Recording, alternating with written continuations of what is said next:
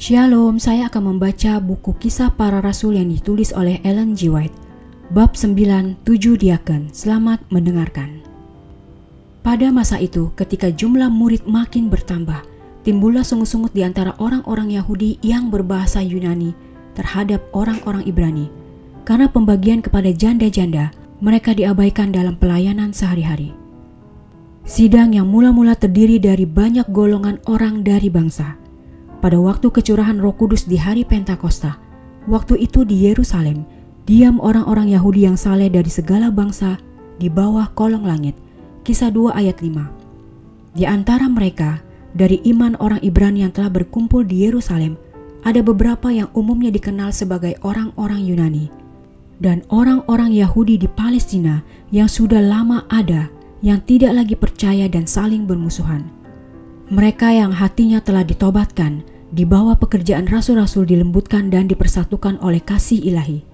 Meskipun ada dulu, semuanya sudah bersatu dengan yang lain. Setan mengetahui bahwa selama persatuan ada, ia tidak akan berkuasa menghentikan kebenaran Injil. Dan ia berusaha mengambil kesempatan dari pikiran yang dulu dengan pengharapan bahwa dengan jalan itu, ia sanggup memperkenalkan kepada sidang unsur tidak ada persatuan. Demikianlah terjadi bahwa setelah murid-murid dilipat gandakan, musuh berhasil membangkitkan prasangka beberapa orang yang dulu biasa memandang dengan perasaan cemburu pada saudara-saudaranya di dalam iman dan mencari kesalahan atas para pemimpin rohani mereka, dan demikian timbullah persungutan di antara orang-orang Yahudi yang berbahasa Yunani terhadap orang-orang Ibrani.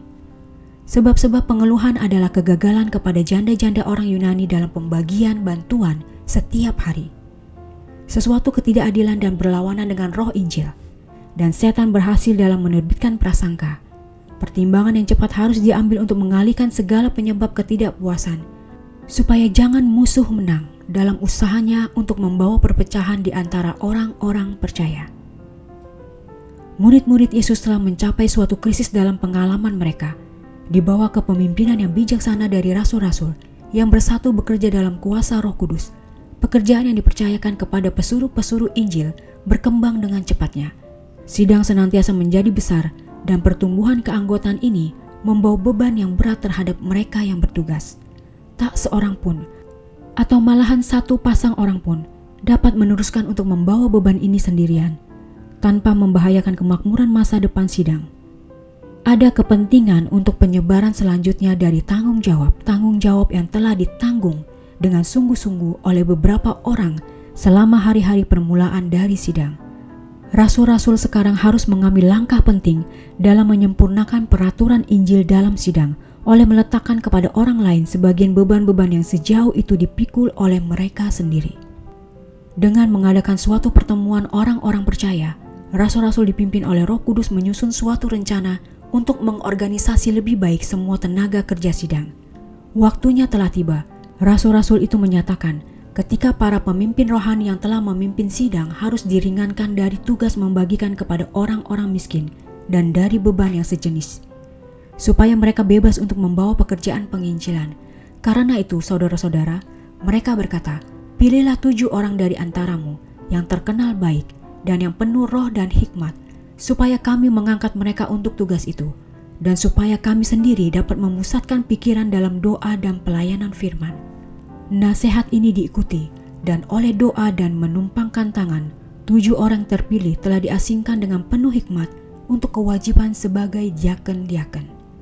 Pengangkatan ke-7 orang untuk mengawasi bidang khusus dari pekerjaan itu terbukti menjadi berkat yang besar kepada sidang itu. Pegawai-pegawai ini memberi perhatian yang teliti kepada keperluan-keperluan pribadi dan juga di bidang keuangan sidang. Dan oleh pimpinan mereka yang berhati-hati dan teladan mereka yang saleh, mereka menjadi suatu pertolongan yang penting kepada teman sekerja mereka dalam bersama-sama mempersatukan minat sidang yang bermacam-macam ke dalam satu kesatuan. Karena langkah ini adalah perintah Allah, hal itu segera terbukti dari hasil-hasil yang baik yang kelihatan. Firman Allah semakin tersebar, dan jumlah murid di Yerusalem makin bertambah banyak. Juga sejumlah besar imam menyerahkan diri dan percaya. Pengumpulan jiwa-jiwa ini disebabkan oleh kebebasan yang lebih besar yang didapat oleh rasul-rasul dan semangat dan kuasa yang ditunjukkan oleh ke-7 diaken itu.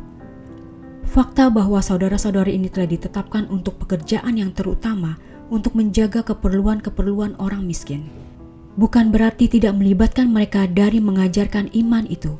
Sebaliknya, mereka disanggupkan untuk memberi petunjuk kepada orang-orang lain dalam kebenaran, dan mereka sedang mengusahakan pekerjaan dengan kesungguh-sungguhan dan mencapai kemajuan besar.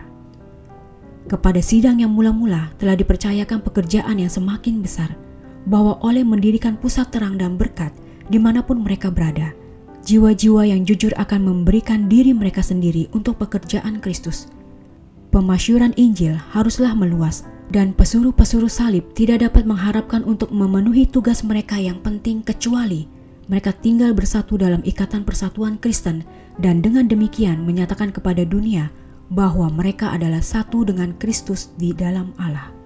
Bukankah pemimpin ilahi mereka berdoa kepada Bapa, "Ya Bapa yang kudus, peliharalah mereka dalam namamu, yaitu namamu yang telah engkau berikan kepadaku, supaya mereka menjadi satu sama seperti kita." Dan bukankah ia telah menyatakan kepada murid-muridnya, dunia membenci mereka karena mereka bukan dari dunia. Bukankah ia telah memohonkan kepada Bapa supaya mereka menjadi satu, supaya dunia percaya bahwa engkaulah yang telah mengutus aku? Yohanes 17 ayat 11 dan 14 ayat 23 dan 21. Kehidupan rohani dan kuasa mereka bergantung kepada hubungan yang erat dengan seorang oleh siapa mereka telah diperintahkan untuk mengabarkan Injil. Hanya apabila mereka bersatu dengan Kristus, dapatlah murid-murid itu mengharapkan untuk mendapat kuasa dari Roh Kudus yang mengiringi dan bekerja sama dengan malaikat-malaikat surga. Dengan pertolongan alat-alat ilahi, mereka akan menghadapkan kepada dunia suatu persatuan yang utuh dan akan menang dalam pergumulan yang mereka akan hadapi dengan tidak henti-hentinya terhadap kuasa kegelapan. Karena mereka harus bekerja dengan persatuan, utusan-utusan surga akan pergi mendahului di hadapan mereka, membukakan jalan, hati akan disediakan untuk menerima kebenaran, dan banyak orang akan dimenangkan kepada Kristus. Selama mereka tetap bersatu, sidang akan maju, laksana fajar merkah, indah bagaikan bulan purnama, bercahaya bagaikan surya, dahsyat seperti bala tentara dengan panji-panjinya. Kidung Agung 6 ayat 10. Tidak ada sesuatu yang dapat menahan kemajuannya. Sidang akan maju dari kemenangan kepada kemenangan. Misinya dipenuhi dengan kemuliaan untuk memasyurkan Injil kepada dunia. Pembentukan sidang di Yerusalem adalah sebagai suatu contoh untuk pelayanan pembentukan sidang-sidang di setiap tempat di mana pesuruh-pesuruh kebenaran harus memenangkan orang-orang bertobat kepada Injil. Kepada mereka yang diberikan tanggung jawab untuk pengawasan sidang, bukan berbuat seolah-olah berkuasa atas warisan Allah, melainkan sebagaimana gembala yang bijaksana adalah untuk gembalakanlah kawanan domba Allah, menjadi teladan bagi kawanan domba itu. 1 Petrus 5 ayat 2 dan 3. Dan diaken-diaken itu adalah orang-orang yang terkenal baik dan yang penuh roh dan hikmat. Orang-orang ini harus mengambil kedudukan mereka dengan bersatu di pihak kebenaran dan untuk mempertahankannya dengan teguh dan pasti. Dengan demikian, mereka akan mempunyai suatu pengaruh yang bersatu atas seluruh kawanan domba. Kemudian dalam sejarah sidang yang mula-mula, bila di berbagai-bagai tempat di dunia ini banyak kelompok orang percaya telah dibentuk ke dalam sidang, selanjutnya pembentukan sidang disempurnakan supaya peraturan keseragaman tindakan dapat dipertahankan. Tiap-tiap anggota dinasihatkan untuk melakukan bagiannya dengan baik. Masing-masing harus melakukan dengan bijaksana akan talenta-talenta yang dipercayakan kepadanya. Beberapa orang dikaruniai oleh Roh Kudus dengan pemberian istimewa. Pertama sebagai rasul, kedua sebagai nabi, ketiga sebagai pengajar. Selanjutnya, pemberian karunia untuk menyembuhkan, untuk melayani, untuk memimpin, dan untuk berkata-kata dalam bahasa roh. 1 Korintus 12 ayat 28. Tetapi segala golongan pekerja ini harus bekerja dengan keselarasan. Ada rupa-rupa karunia tetapi satu roh, dan rupa-rupa pelayanan tetapi satu Tuhan. Dan ada berbagai-bagai perbuatan ajaib, tetapi Allah adalah satu yang mengerjakan semuanya dalam semua orang. Tetapi kepada tiap-tiap orang dikaruniakan pernyataan roh untuk kepentingan bersama. Sebab kepada yang seorang roh memberikan karunia untuk berkata-kata dengan hikmat, dan kepada yang lain roh yang sama memberikan karunia berkata-kata dengan pengetahuan. Kepada yang seorang roh yang sama memberikan iman, dan kepada yang lain ia memberikan karunia untuk menyembuhkan.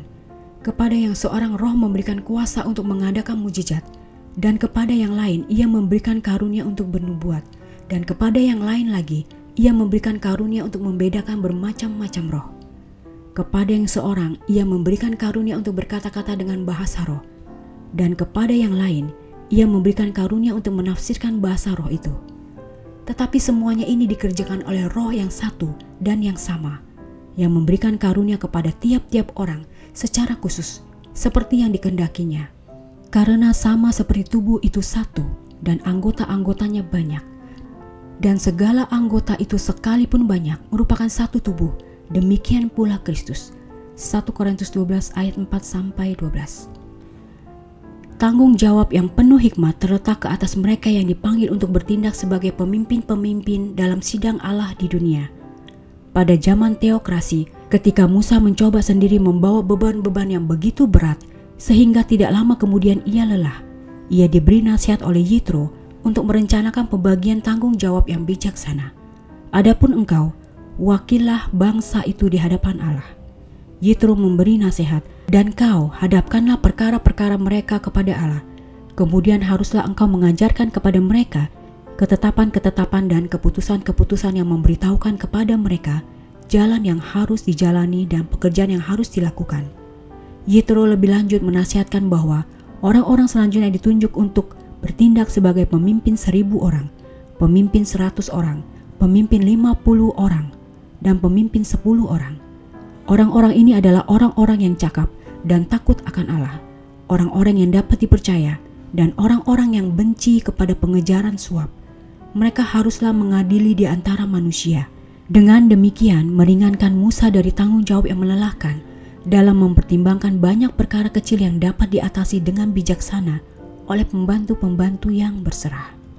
Waktu dan kekuatan dari mereka yang dalam pemeliharaan Allah telah ditempatkan dalam kedudukan tanggung jawab yang memimpin di dalam sidang, harus digunakan dalam mengurus perkara-perkara yang lebih berat yang memerlukan kebijaksanaan yang khusus dan kebesaran hati. Bukanlah dalam peraturan Allah bahwa orang yang seperti itu harus diminta untuk mengurus perkara-perkara yang kecil yang orang-orang lain akan sanggup mengatasi. Segala perkara yang besar haruslah dihadapkan mereka kepadamu. Yitro mengusulkan kepada Musa, tetapi segala perkara yang kecil diadili mereka sendiri. Dengan demikian, mereka meringankan pekerjaanmu, dan mereka bersama-sama dengan engkau turut menanggungnya. Jika engkau berbuat demikian dan Allah memerintahkan hal itu kepadamu, maka engkau akan sanggup menahannya, dan seluruh bangsa ini akan pulang dengan senang ke tempatnya. Sesuai dengan rencana ini, Musa memilih orang-orang cakap dan mengangkat mereka menjadi kepala atas bangsa itu, menjadi pemimpin 1.000 orang, pemimpin 100 orang, pemimpin 50 orang, dan pemimpin 10 orang. Mereka ini mengadili di antara bangsa itu sewaktu-waktu perkara-perkara yang suka dihadapkan mereka kepada Musa, tetapi perkara-perkara yang kecil diadili mereka sendiri. Keluaran 18 ayat 19-26. Kemudian, bila memilih 70 tua-tua untuk mengambil bagian dengan dia dalam tanggung jawab kepemimpinan, Musa berhati-hati memilih sebagai pembantu-pembantunya orang-orang yang mempunyai martabat, pertimbangan yang sehat dan pengalaman. Dalam perintahnya kepada tua-tua ini pada waktu mereka diurapi, ia merencanakan beberapa kecakapan yang cocok untuk menjadi seorang pemimpin yang bijaksana dalam sidang. Berilah perhatian kepada perkara-perkara di antara saudara-saudaramu, kata Musa, dan berilah keputusan yang adil di dalam perkara-perkara antara seseorang dengan saudaranya atau dengan orang asing yang ada padanya. Dalam mengadili jangan pandang bulu. Baik perkara orang kecil maupun perkara orang besar harus kamu dengarkan. Jangan gentar terhadap siapapun sebab pengadilan adalah kepunyaan Allah. Ulangan 1 ayat 16-17. Raja Daud menjelang akhir pemerintahannya menyerahkan suatu tugas yang penuh hikmat kepada mereka yang membawa beban pekerjaan Allah pada zamannya. Memanggil ke Yerusalem segala pembesar Israel, yakni para kepala suku, para pemimpin rombongan, orang-orang yang melayani raja, para kepala pasukan 1.000 dan kepala pasukan 100, serta para kepala harta benda dan ternak kepunyaan raja dan anak-anaknya. Bersama-sama mereka juga para pegawai istana dan para perwira dan semua pahlawan yang gagah perkasa. Raja yang tua itu dengan sungguh-sungguh minta kepada mereka di depan mata seluruh Israel, jemaah Tuhan, dan dengan didengar Allah kita, peliharalah dan tuntutlah segala perintah Tuhan Allahmu. 1 Tawarik 28 ayat 1 dan 8. Kepada Salomo sebagai seorang yang dipanggil untuk menempati kedudukan tanggung jawab yang terkenal, Daud memberikan suatu permohonan yang khusus. Dan engkau, anakku Salomo, kenalah Allahnya ayahmu dan beribadahlah kepadanya dengan tulus ikhlas dan dengan rela hati. Sebab Tuhan menyelidiki segala hati dan mengerti segala niat dan cita-cita. Jika engkau mencari Dia, maka Ia berkenan ditemui olehmu. Tetapi jika engkau meninggalkan Dia, maka Ia akan membuang engkau untuk selama-lamanya. Camkanlah sekarang, sebab Tuhan telah memilih engkau. Kuatkanlah hatimu. 1 Tawarik 28 ayat 9 dan 10. Prinsip-prinsip yang sama dari kesalehan dan keadilan yang harus memimpin penghulu-penghulu di antara umat Allah pada zaman Musa dan Daud harus juga diikuti oleh mereka yang diberikan pengawasan atas sidang Allah yang baru dibentuk dalam peraturan Injil, dalam pekerjaan untuk membereskan segala perkara dalam segala sidang, dan mengurapi orang yang cocok untuk bertindak sebagai pegawai-pegawai rasul-rasul berpegang pada standar kepemimpinan yang tinggi sebagaimana digariskan dalam buku Perjanjian Lama. Mereka mempertahankan bahwa ia yang dipanggil untuk berdiri dalam tanggung jawab yang terkemuka dalam sidang harus tidak bercacat, tidak angkuh, bukan pemberang, bukan peminum, bukan pemarah, tidak serakah, melainkan suka memberi tumpangan, suka akan yang baik, bijaksana, adil, saleh, dapat menguasai diri dan berpegang kepada perkataan yang benar, yang sesuai dengan ajaran yang sehat, supaya ia sanggup menasihati orang berdasarkan ajaran itu, dan sanggup meyakinkan penentang-penentangnya. Titus 1 ayat 7-9. Peraturan yang dipertahankan dalam gereja Kristus yang mula-mula memungkinkan mereka untuk maju dengan teguh sebagai suatu tentara yang berdisiplin baik yang mengenakan selengkap senjata Allah. Kumpulan orang percaya yang tersebar di tanah yang luas adalah anggota-anggota dari satu tubuh. Semuanya bergerak dengan peraturan dan dengan selaras satu dengan yang lain. Bila pertikaian timbul dalam sidang setempat, seperti kemudian timbul di Antiokhia dan di mana saja, orang-orang percaya tidak sanggup bersatu dengan sendirinya. Persoalan seperti itu tidak diizinkan menimbulkan perpecahan di dalam sidang, tetapi diserahkan kepada sidang umum dari seluruh orang percaya, yang dibentuk dari delegasi yang ditunjuk dari berbagai-bagai sidang setempat, dengan rasul-rasul dan tua-tua dalam jabatan tanggung jawab kepemimpinan. Dengan demikian, usaha setan untuk menyerang sidang di tempat-tempat yang terpencil dihadapi dengan usaha yang dipersatukan dari semua pihak, dan rencana musuh untuk mengganggu dan membinasakan digagalkan. Sebab Allah itu tidak menghendaki kekacauan, tetapi damai sejahtera, sama seperti dalam semua jemaat orang-orang kudus. 1 Korintus 14 ayat 33. Ia menuntut agar peraturan dan sistem dipelihara dalam menuntun kegiatan-kegiatan sidang dewasa ini tidak kurang daripada hal yang lampau. Ia menginginkan pekerjaannya dijalankan dengan teliti dan tepat, supaya ia dapat menempatkan di atasnya materai persetujuannya. Orang Kristen harus dipersatukan dengan orang Kristen, sidang dengan sidang, perantara manusia bekerja sama dengan ilahi, setiap alat tunduk kepada Roh Kudus, dan semuanya bersatu untuk memberikan kepada dunia kabar baik tentang anugerah Allah. Demikianlah bacaan buku Kisah Para Rasul bab 9, 7 diaken. Tuhan memberkati.